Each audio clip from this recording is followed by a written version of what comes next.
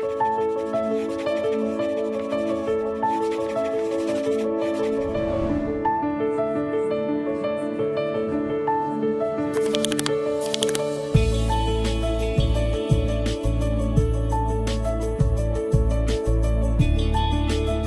transição justa para nós significa, sim, lutar pela descarbonização, pela tão falada agora descarbonização, mas para que esse processo, nas alterações produtivas, nas alterações do modo de consumir, do modo de produzir, não impactem negativamente os trabalhadores. Temos vários trabalhadores e trabalhadoras em setores diretamente ligados à emissão de carbono, petróleo, carvão, transporte. Sabemos que muitas das alterações virão ou já estão acontecendo. O problema é que essas alterações estão acontecendo sem dialogar com os trabalhadores, e isso vem gerando uma série de impactos. Muitos trabalhadores demitidos, a reposição de postos de trabalho que o capitalismo verde tanto adora propagar, que gerará muitos empregos, mas o que a gente está vendo é que esses empregos que são gerados, em geral, são de baixa qualidade, muita rotatividade, terceirização e quarteirização ao extremo. Óbvio que tem reflexo do que é a reforma trabalhista, o impacto da reforma trabalhista aqui no país, mas tem também impacto do modelo de negócio dessas empresas, em particular do setor de energia, que a gente tem observado bastante, energia eólica, energia solar, hidrogênio, ou outras formas que o capitalismo tem apresentado das soluções, né? Às vezes falsas soluções para descarbonização. Eles têm modelo de contratação muito perverso do trabalhador. Alienam ainda mais o trabalhador do processo produtivo, dificultam ao máximo a relação trabalhador com a representação sindical, dificultam a convenção coletiva, fracionam inclusive as contratações para dificultar a negociação coletiva e as convenções. Então, o que a gente observa é que essa transição não está sendo nada justa.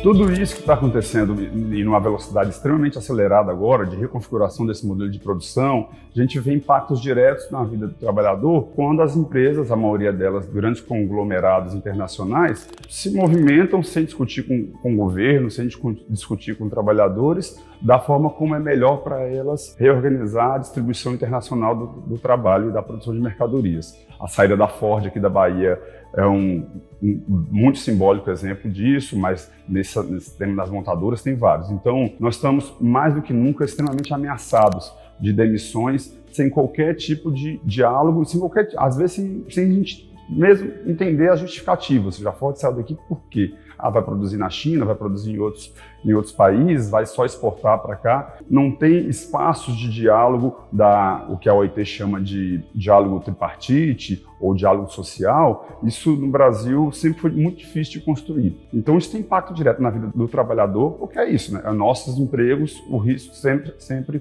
no risco de desaparecerem de uma hora para outra. Mas tem impactos diretos também na vida, e esse é um de todos os trabalhadores, do serviço público, do privado, com carteira, com contrato, sem contrato, seja na saúde do trabalhador, na saúde e condições de trabalho. Então essas empresas estão buscando cada vez mais mitigar e diminuir impactos financeiros nas suas instalações. Então, desde sempre, né, tentaram. A Ford, de novo, é um exemplo, saiu lá do Rio Grande do Sul, causou a desgraça, o estrago que causou saindo do Rio Grande do Sul e vindo para cá, para a Bahia, atrás de de piores condições de trabalho e piores salários, mas maior taxa de lucratividade. E as empresas estão buscando muito isso. E esses novos contratos, isso que a gente chama de uberização no mercado do trabalho, não acontece só no trabalho de plataforma, não acontece só no Uber ou no iFood, como a gente tão facilmente identifica. Ela tem acontecido em todo o mercado de trabalho, no setor de indústria, inclusive. Boa parte das indústrias, quando vê os trabalhadores agora das indústrias renováveis, por exemplo,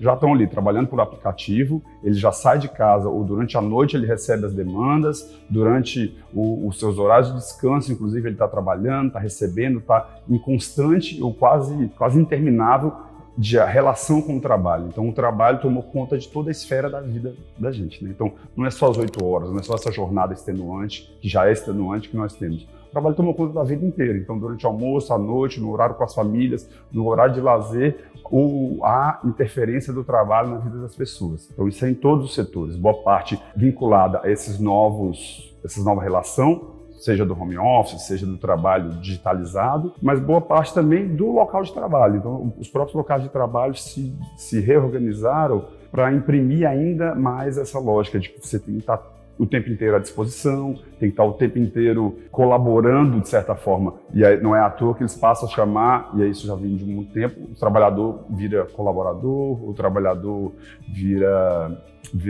é isso, não vira mais trabalhador como efetivamente é, que vende o seu tempo, vende a sua força de trabalho por um salário.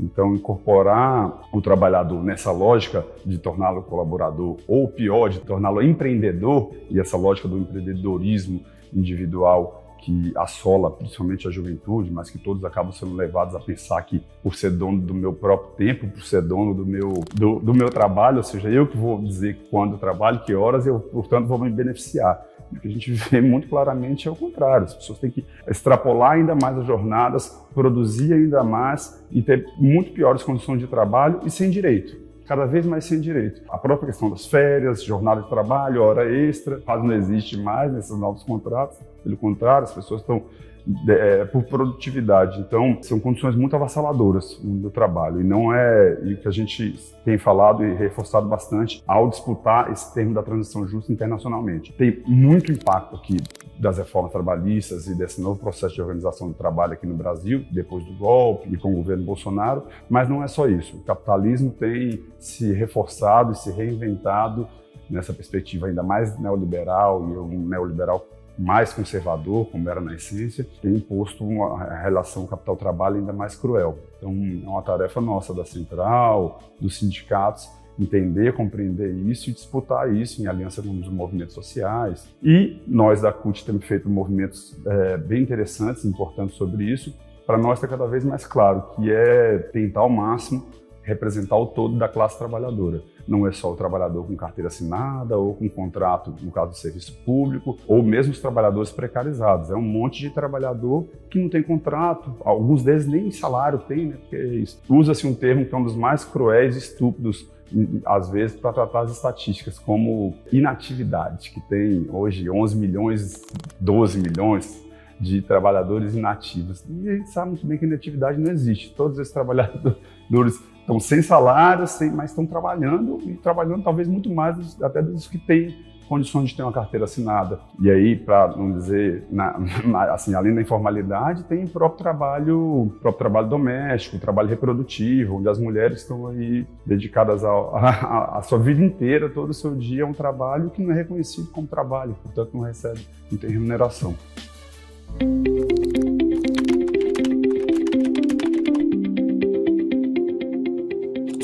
Nós temos construído uma rede de solidariedade internacional importante. Esse projeto que nós estamos desenvolvendo aqui no Brasil é fruto de uma parceria, de um projeto com o Centro de Transição Justa que a CSI criou. A CSI e o sindicalismo europeu criaram um centro de transição. Esse chamado Centro de Transição Justa é um espaço muito importante que tem aportado, inclusive, recursos financeiros para a gente conseguir fazer estudos e projetos importantes. Aqui no Brasil, nós temos uma série de outras alianças dentro do mundo sindical são importantes para construir essa disputa. O DIEESE e o INEP, que é um instituto vinculado à Federação dos Petroleiros, são importantes e tem diálogos internacionais também, redes de pesquisa que eles elaboram. O sindicalismo internacional, nós aqui na CUT, através da CSA, temos uma agenda muito importante de discussão sobre esse tema de meio ambiente. O GT Trabalho, Ambiente e Trabalho da CSA é um elemento extremamente importante, um espaço extremamente importante de construir essa perspectiva crítica desse cenário que tem se apontado.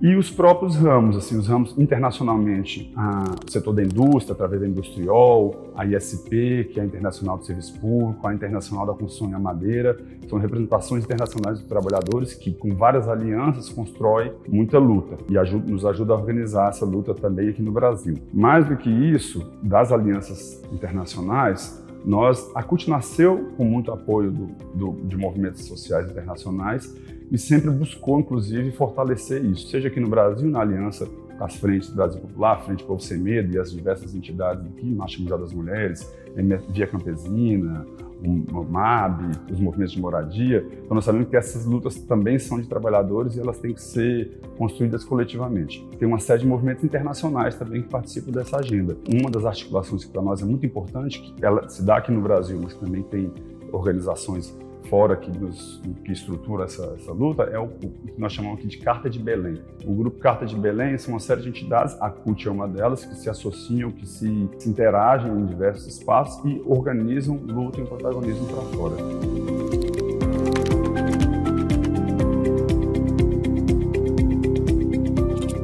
Esse projeto que a CUT vem desenvolvendo aqui no Brasil, de transição justa, ele já vem de 1 ano e meio, foi um trabalho que nós fizemos no Rio Grande do Norte, até mais de 1 ano e meio, até 2 anos, fizemos um pré-projeto no Rio Grande do Norte e para esse primeiro projeto, efetivamente, nós estamos nos debruçando sobre a região metropolitana de Salvador, mas também com a leitura que abrange a Bahia como um todo, ou o Nordeste como um todo, entendendo como essa transição está se dando aqui e se ela é justa ou não, e de que forma a gente pode fazer essa disputa por essa justiça.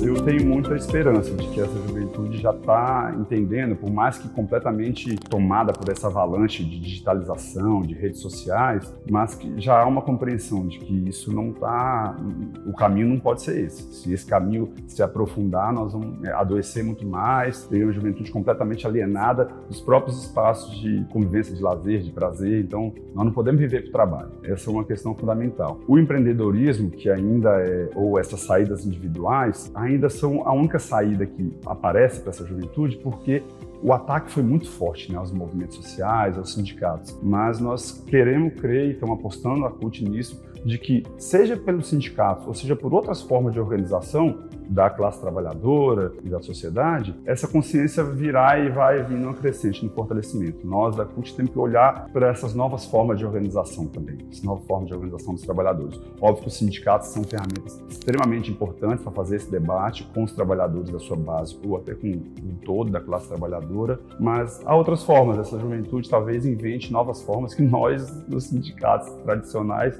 talvez não tenhamos condições de dar a resposta, mas eu acho que eles vão conseguir se organizar, a insatisfação é muito grande. Eu acho que esse processo eleitoral vai ser a primeira resposta.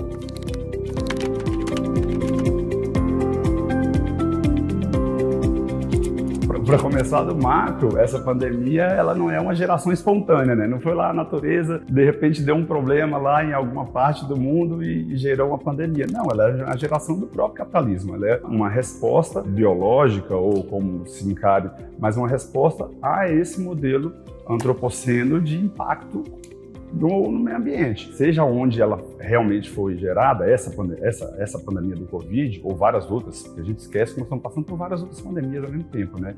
Ou é da dengue, ou é outras respiratórias, ou é da fome, Então são geradas pela interação humana na natureza. Então um país que podia ser um dos primeiros a responder positivamente na produção de remédios, ou de outros estudos, ou de próprio isolamento, ou de condições de saúde, responder bem a isso e depois ainda poderia se capitalizar com isso, porque poderia estar produzindo vacina há muito tempo, exportando para a América do Sul, exportando para a África, ou exportando até para países centrais que não tiveram condições, que não tem as condições que o Brasil tem da indústria farmacêutica de produzir, e nós perdemos essa oportunidade, ficamos para trás. Junto com isso, ficamos lutando, essa luta de posições, essa sequência de fake news, onde é uma esfera que interessa a ele, né? Essa esfera das fake news, essa esfera da polarização, sempre interessou ao Bolsonaro, porque ele continua sendo protagonista de uma disputa que, na verdade, que não existe. Ela não está ali porque o que está acontecendo no submundo ali não tem mais disputa, já está perdido boa parte dessas questões. Então, as empresas se aproveitaram, diminuíram, flexibilizaram para custos, diminuíram custos ou saíram daqui para produzir um local que é mais barato, e para nós ficou uma indústria sendo sucateada, e aí, inclusive agora com esses novos movimentos de facilitar completamente as importações, então é um processo de destruição da capacidade produtiva brasileira. Então, não tem como um governo desse dizer que é culpa da pandemia. As respostas que ele tem dado não são para superar a pandemia, são para intensificar a pandemia. Nós vimos isso, nós estamos a quantidade de mortes, quase 700 mil mortes, mais um monte de sequelas que nós estamos vivendo e vamos continuar vivendo. E, junto com isso, ele aproveitou para destruir o poder público, destruir a máquina pública que poderia dar resposta imediata a isso, o BNDES, os bancos públicos, empresas públicas, tentando privatizar a Eletrobras agora, a coisa mais surreal. E nós estamos discutindo energia. O que significa discutir energia no país? O governo que tenta vender a Eletrobras é contrassenso. Mas todo o parque industrial tem se desmontado. É isso, o capitalista brasileiro ele não tem uma agenda de desenvolvimento em geral. O que ele tem é a sanha de ganhar, de ter ganhos imediatos. E aí, por isso, para eles é muito fácil pular para o rentismo ou pular para investimentos internacionais e se desenvolver aqui. Então, como nós não temos uma política internacional, o governo destruiu a política internacional e não temos também um capitalismo brasileiro que organize para produzir aqui, as respostas são as piores da pandemia. Então, a culpa não é da pandemia, e ainda mais que foi esse tipo de modelo de produção que gerou a pandemia, e as respostas que o Brasil tem dado são as piores. E qualquer estatística séria que for avaliada vai deixar isso muito claro.